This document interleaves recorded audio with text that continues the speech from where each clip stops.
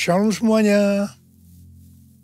Kita baru saja meninggalkan tahun 2023 dan masuk tahun yang baru, tahun 2024. Rataman 3 ayat 21 sampai dengan 26 berkata demikian.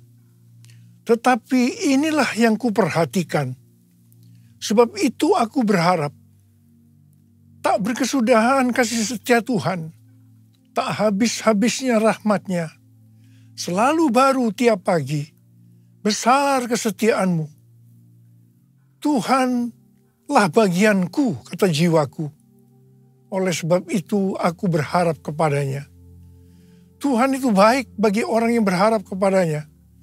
Bagi jiwa yang mencari Dia. Baiklah menanti dengan diam pertolongan Tuhan. Judul perikop dari ayat yang kita baca adalah penghiburan dalam penderitaan. Setiap kita di tahun 2023 pasti mengalami dengan apa yang disebutkan sebagai penderitaan. Mungkin ada yang sampai putus asa atau putus pengharapan. Tetapi memasuki tahun 2024, kita harus mengubah paradigma dengan tuntunan Tuhan ini. Dalam ayat yang kita baca tadi, kita mendapatkan pelajaran yaitu pada waktu kita mengalami penderitaan, setelah kita memperhatikan apa yang Tuhan perbuat dalam hidup ini, maka kita akan mendapatkan pengertian sebagai berikut. Tak berkesudahan kasih setia Tuhan, tak habis-habisnya rahmat-Nya, selalu baru tiap pagi, besar kesetiaan Tuhan. Kita sebagai orang yang percaya harus yakin bahwa Tuhan ada di dalam kita. Roh Kudus ada di dalam hati kita. Sebab itu kita harus mengambil keputusan memasuki tahun 2024 untuk hanya berharap kepada Tuhan, tidak kepada yang lain-lain. Tuhan itu baik bagi orang yang berharap kepadanya, bagi orang yang mencari Dia.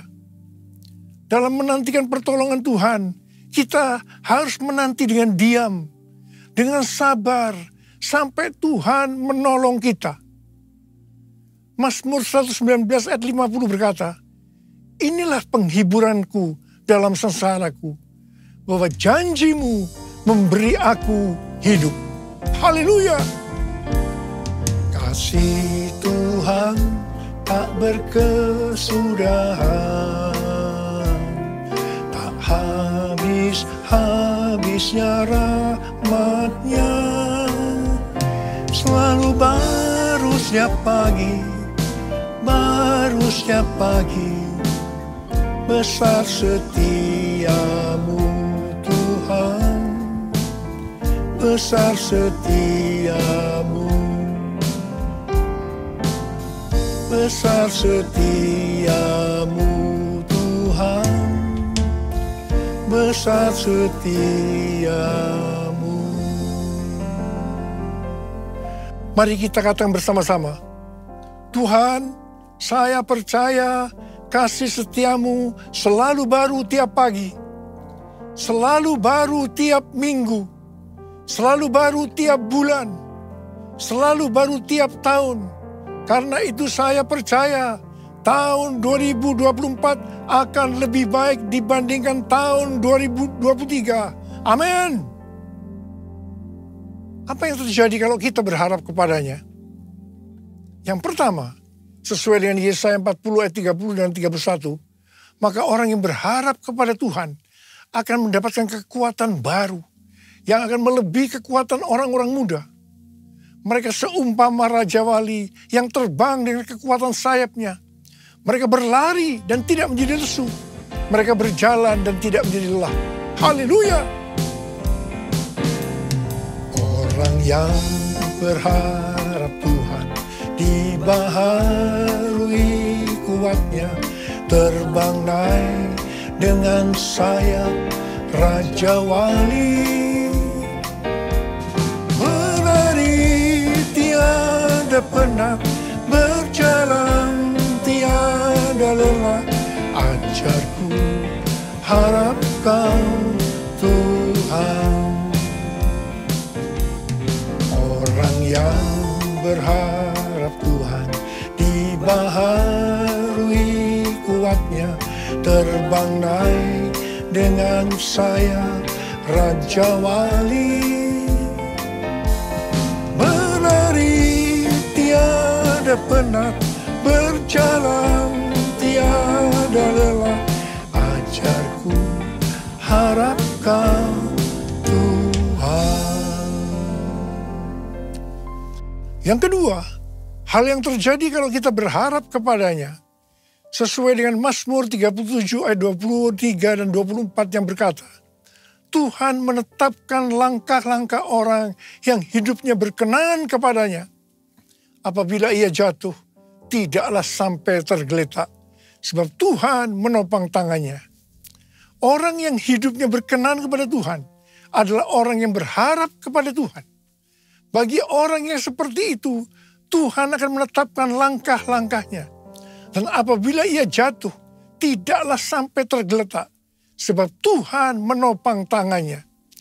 Perlu dicatat, sebagai orang-orang yang berkenan kepada Tuhan, kita bisa jatuh ke dalam berbagai macam kegagalan dan masalah. Tetapi Alkitab berkata, kita bisa jatuh, tetapi tidak sampai tergeletak. Sebab Tuhan menopang tangan kita. Katakan haleluya.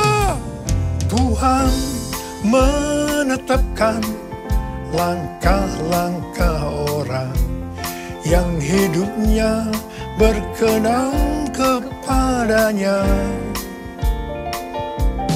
Apabila ia jatuh, tak sampai tergeletak, sebab Tuhan menopang tangannya. Tangannya, tangannya, oh tangannya, tangannya, sebab Tuhan menopang tangannya. Apabila ia jatuh, tak sampai tergeletak, sebab Tuhan menopang tangannya. Sebab Tuhan menopang tangannya. Tanganku, sebab Tuhan menopang tanganku. Sekali lagi, sebab Tuhan menopang tanganku.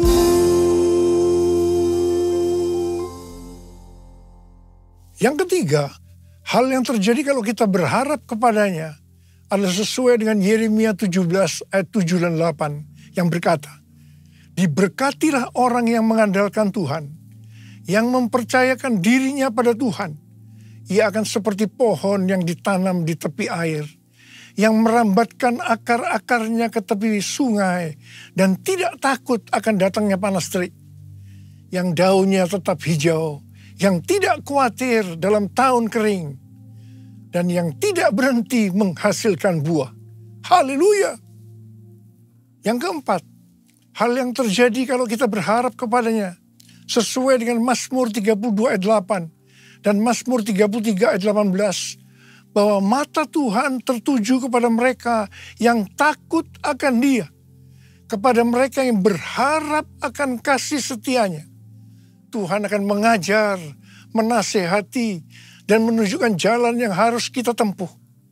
Tuntunan Tuhan ini akan kita mengerti hanya kalau mata kita tertuju kepada Dia. Dari tanggal 15 September sampai dengan 2 Oktober 2024, menurut kalender Ibrani, kita memasuki tahun 5784, yaitu tahun P Dalet. P Dalet artinya 84. P adalah angka 80, menggambarkan mulut. Dalet atau angka 4 digambarkan sebagai yang pertama, pintu yang terbuka. Dan yang kedua, seorang dengan posisi membungkuk, menunduk, yang melambangkan kerendahan hati. Memasuki tahun 2024, pintu dalam kehidupan yang selama ini tertutup sudah dibuka oleh Tuhan Yesus. Kalau Tuhan Yesus sudah membuka pintu itu, maka tidak ada seorang pun yang bisa menutupnya. Tetapi sebaliknya, kalau Tuhan Yesus yang menutup, maka tidak ada yang bisa membukanya. Memasuki pintu yang terbuka tadi, kita diingatkan beberapa hal. Yang pertama, itu tidak berarti kita berjalan di jalan tol, yang artinya jalan bebas hambatan. Yang kedua, kita harus banyak sembahyang. Dan yang ketiga, mulut harus dijaga. 1 Petrus 3 ayat 10 berkata, siapa yang mau mencintai hidup dan mau melihat hari-hari baik, ia harus menjaga lidahnya dari yang jahat dan bibirnya dari ucapan-ucapan yang menipu. Yakobus 3 ayat 2 berkata, sebab kita semua tersandung dalam banyak hal. Siapa tidak tersandung dalam perkataannya, ia adalah orang yang sempurna, yang dapat juga mengendalikan seluruh tubuhnya. Yakobus 3 ayat 9 dan 10 berkata, dengan lidah kita memuji Tuhan dan Bapa kita. Dengan lidah juga kita mengutuk manusia yang diciptakan menurut rupa Allah. Dari mulut yang sama keluar berkat dan kutuk. Hal ini, saudara-saudaraku, tidak boleh terjadi. Mari kita katakan bersama-sama. Mulutku penuh dengan pujian kepadamu, ya Yesus Tuhan. Sepanjang hari ku beri penghormatan kepadamu, ya Allahku. Kepadamu, ya Allahku. Kepadamu, ya Allahku.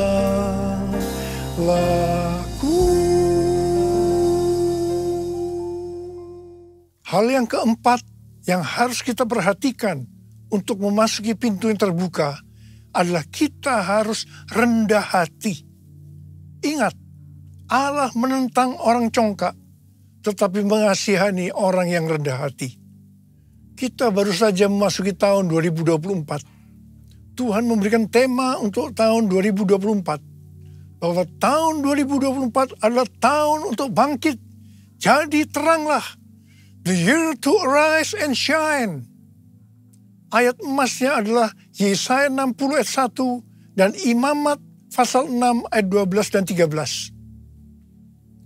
Yesaya 60 ayat 1 dan 2 berkata, bangkitlah, menjadi teranglah, sebab terangmu datang dan kemuliaan Tuhan terbit atasmu. Sebab sesungguhnya kegelapan menutupi bumi dan kekelaman menutupi bangsa-bangsa. Tetapi terang Tuhan terbit atasmu dan kemuliaannya menjadi nyata atasmu. Memasuki tahun 2024, pencurahan Roh Kudus Pentakosta ketiga akan semakin dahsyat. Di tengah-tengah keadaan dunia yang semakin gelap dan kekelaman menutupi bangsa-bangsa, kita harus bangkit dan menjadi terang. Sama seperti bangsa Israel telah menerima terang Tuhan dan memiliki tugas untuk menjadi terang. Demikian juga gereja yang mengalami perjumpaan dengan terang Tuhan, yaitu Yesus Kristus, memiliki tugas untuk menjadi terang dunia, agar semua orang, everyone, datang kepada terang Tuhan. Sebagai contoh, Saulus, penganiaya jemaat yang berjumpa dengan terang, berubah menjadi Paulus, pemenang jiwa. Apa artinya menjadi terang? Yang pertama, menjadi terang artinya mengikut Kristus yang adalah terang dunia. Yang kedua, menjadi terang artinya menjadi serupa dengan Kristus dan menghasilkan perbuatan baik. Yang ketiga, menjadi terang artinya hidup dalam kasih. Yang keempat, menjadi terang artinya hidup berjaga-jaga. Yang kelima, menjadi terang artinya hidup bijaksana dan berintegritas. Yang keenam, menjadi terang artinya hidup dipenuhi dengan pengetahuan tentang kemuliaan Allah. Yang ketujuh, menjadi terang artinya hidup benar dan adil. Sesuai dengan Yesaya 60 ayat 3-7. Pada saat kita menjadi terang karena api Pentakosta ketiga turun dengan dahsyat. Hal-hal inilah yang akan terjadi. Yang pertama, bangsa-bangsa akan datang berduyun-duyun kepada terangnya. Dan mereka akan percaya dan mengenal Tuhan Yesus. Haleluya. Yang kedua, kekayaan bangsa-bangsa akan datang. Dan ini akan digunakan untuk membiayai penyelesaian amanat agung. Untuk menjadi terang, kita harus menjadi seperti yang disebutkan dalam Imamat 6 ayat 13. Yaitu api di atas mezbah harus dijaga tetap menyala. Jangan sampai padam. Api harus dijaga tetap menyala siang dan malam. Bagian Tuhan memberi api. Bagian kita menjaga agar api itu tetap menyala. Kita harus menjadi terang siang dan malam. Ada 3 jenis api. Yang pertama, api doa pujian penyembahan. Api harus tetap menyala siang dan malam. Ini melambangkan penyembahan di Pondok Daud. Ini sebenarnya menggambarkan pola penyembahan di sorga. Kita yang nanti akan masuk sorga harus melatih diri mulai sekarang untuk melakukan penyembahan surgawi. Yang kedua, api Roh Kudus. Dalam 1 Tesalonika 5 ayat 19. Janganlah padamkan roh. Api Roh Kudus sangat kita butuhkan supaya roh kita terus menyala-nyala untuk melayani Tuhan dan melakukan kehendak-Nya. Janganlah kerajinanmu kendor, biarlah rohmu menyala-nyala dan layanilah Tuhan. Haleluya. Yang ketiga, api kasih. Kasih antara mempelai laki-laki dan perempuan dalam Kidung Agung 8 ayat 6 dan 7 digambarkan seperti api. Bahkan seperti nyala api Tuhan. Api kasih kepada Tuhan harus dijaga agar selalu dalam kondisi mengalami api kasih mula-mula. Visi tahun 2024 merupakan kelanjutan dari visi tahun 2023. Tema tahun 2023, bangkit, jadilah pemenang. Ini lebih banyak bersifat ke dalam oleh karena kemenangan bersifat personal. Tema tahun 2024, bangkit, jadi teranglah. Ini lebih bersifat keluar. Karena menjadi terang itu kepada banyak orang di luar dari orang itu sendiri.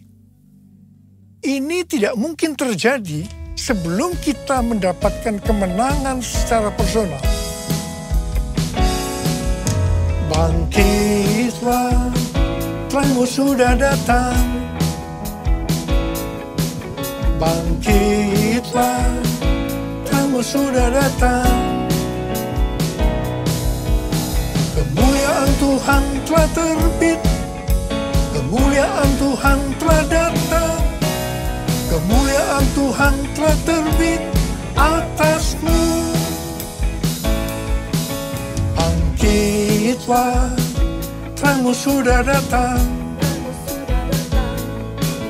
Bangkitlah, terangmu sudah datang. Kemuliaan Tuhan telah terbit, kemuliaan Tuhan telah datang. Kemuliaan Tuhan telah terbit atasmu, atasmu, atasmu.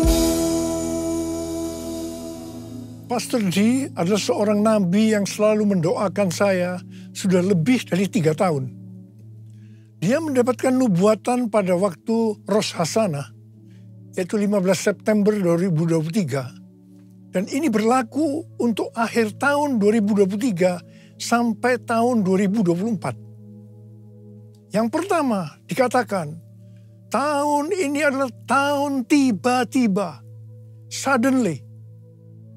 Yang kedua, baptisan api atau pemurnian gerejanya dan turunnya kemuliaan Tuhan akan datang secara tiba-tiba. Yang ketiga, penuaian jiwa akan datang secara cepat. Mereka berbondong-bondong masuk ke dalam kerajaan Allah. Mereka datang dari berbagai lapisan masyarakat, orang tua dan anak-anak muda dari berbagai macam latar belakang. Yang keempat, anak-anak muda menjadi sangat lapar dan penuh gairah untuk Tuhan. Mereka perlu dilatih untuk penyembahan, worship. Mereka akan melihat tanda dan mujizat yang dinyatakan di depan mata mereka. Yang kelima, ini adalah tahun pintu terbuka. Dan melalui pintu itu akan ditemukan tujuan atau destiny ilahi. Yang keenam, ini adalah tahun di mana dunia akan benar-benar mulai melihat dan memiliki pengetahuan tentang kemuliaan Tuhan yang akan melingkupi bumi seperti air menutupi dasar laut. Demikianlah kemuliaan Tuhan datang. Yang ketujuh, Pentakosta ketiga akan dinyatakan seperti belum pernah dilihat atau disaksikan sebelumnya.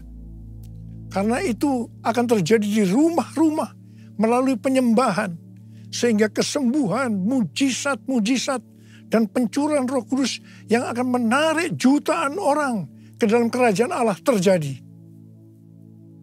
Sama seperti para penyembah selalu dipanggil untuk memimpin jalan dalam pertempuran, demikian pula para penyembah akan mempersiapkan jalan bagi Tuhan. Hamba-hamba Tuhan, kenabian dan kerasulan akan bekerja bersama-sama dengan Kristus sebagai batu penjuru. Para nabi akan menubuatkan tentang kedatangan Tuhan. Dan rasul-rasul penyembahan akan mempersiapkan rumah-rumah. Dan kemuliaan Tuhan akan memenuhi tempat ibadah, umat, rumah-rumah. Yang kedelapan, goncangan secara natural dan spiritual akan terjadi. Yang kesembilan, akan terjadi peningkatan gempa, letusan gunung berapi, tanda-tanda di langit. Yang kesepuluh, waspadai dan banyak berdoa untuk aktivitas air yang tidak biasa. Banjir, perubahan warna. Ini tidak pernah terjadi sebelumnya, baik lokal maupun global. Kunci untuk menghadapi tahun tiba-tiba ini adalah ketaatan radikal terhadap suara Tuhan. Seperti pada zaman Nuh, demikian pula akan terjadi pada saat kedatangan anak manusia. Nuh berjalan bersama Allah, maka kita juga harus melakukannya. Ada berapa banyak di antara saudara yang akan berkata, tahun 2024 saya akan berjanji untuk taat secara radikal terhadap suara Tuhan. Angkat tangan saudara. Mari kita katakan bersama-sama. Bagi Allah selama-lamanya. Bagi Allah selama-lamanya. Bagi Allah selama-lamanya. Amin. Bagi Allah, bagi Allah selama-lamanya. Bagi Allah selama-lamanya. Bagi Allah selama-lamanya. Amin. Mari kita berbahasa roh. Berbahasa roh. Mari kita berbahasa roh. Berbahasa roh.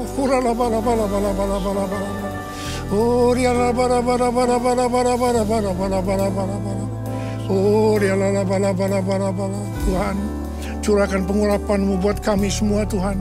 memasuki tahun yang baru, tahun 2024. Curahkan pengurapan-Mu buat kami semua. Terima pengurapan Tuhan. Terima pengurapan Tuhan. Terima kasih. Terima kasih. Terima kasih. Dalam nama Yesus. Amin.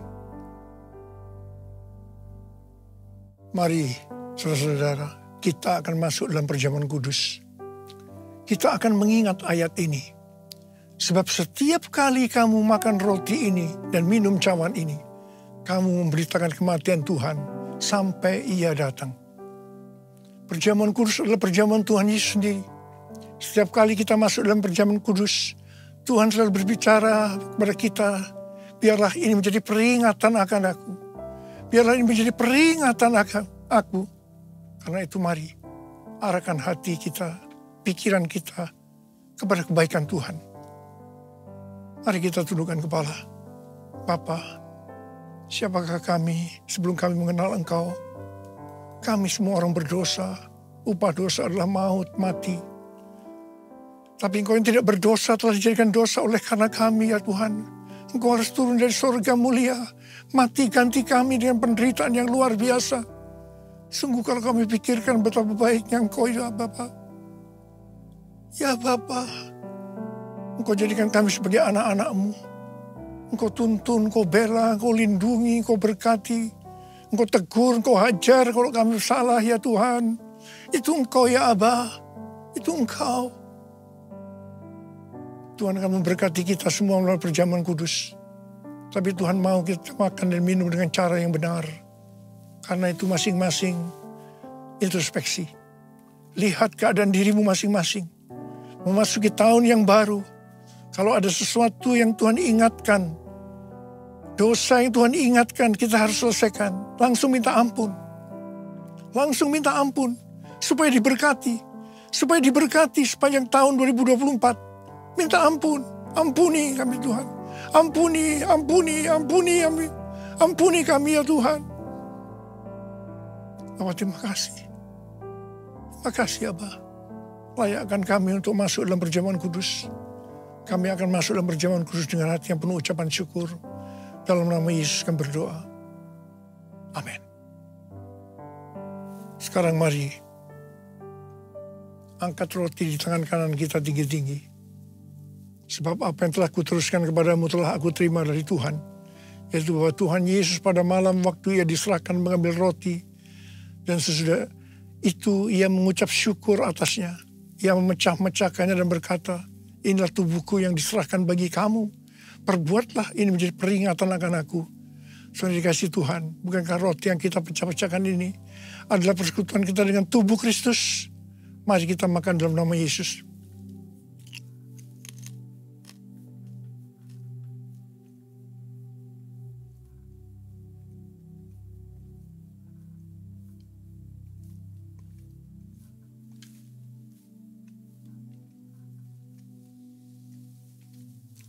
Sekarang angkat cawan di tangan kanan kita tinggi-tinggi. Demikian juga yang mengambil cawan sudah makan lalu berkata, cawan ini adalah perjanjian baru yang dimeteraikan oleh darahku. Perbuatlah ini. Setiap kali kamu meminumnya menjadi peringatan akan aku. Saudara dikasih Tuhan, bukankah cawan pengucapan syukur? Yang atasnya kita ucapkan syukur adalah persekutuan kita dengan darah Yesus. Mari kita minum dalam nama Yesus.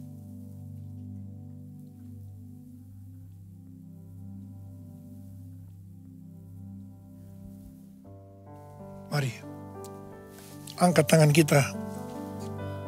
Ucapkan syukur dan terima kasih kepada Tuhan dengan suara, jangan diam. Tuhan, terima kasih ya Tuhan. Terima kasih ya Tuhan, terima kasih.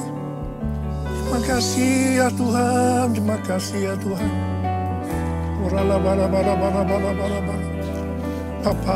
Bapa, terima kasih. Memasuki tahun 2024, tahun yang baru Tuhan. Engkau menyembuhkan yang sakit. Engkau menyembuhkan yang sakit, membebaskan yang terikat, menghibur yang susah, menguatkan yang lemah, memberikan pengharapan-pengharapan yang baru bagi yang datang dengan putus pengharapan. Makasih Tuhan. Sembuh dalam nama Yesus. Sembuh dalam nama Yesus.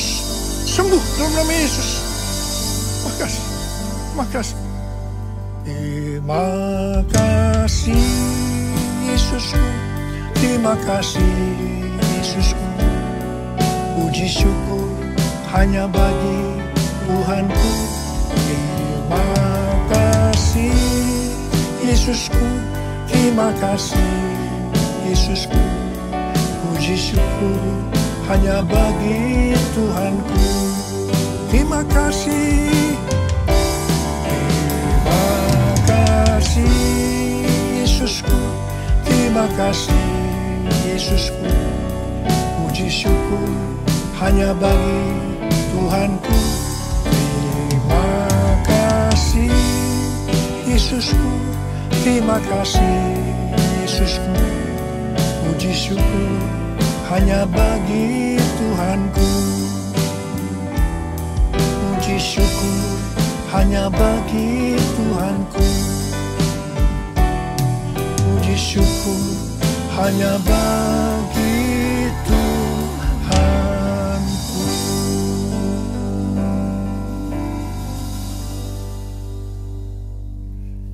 Saudara-saudara yang dikasihi Tuhan, saya akan mengucapkan selamat tahun baru 2024. Tahun untuk bangkit jadi teranglah.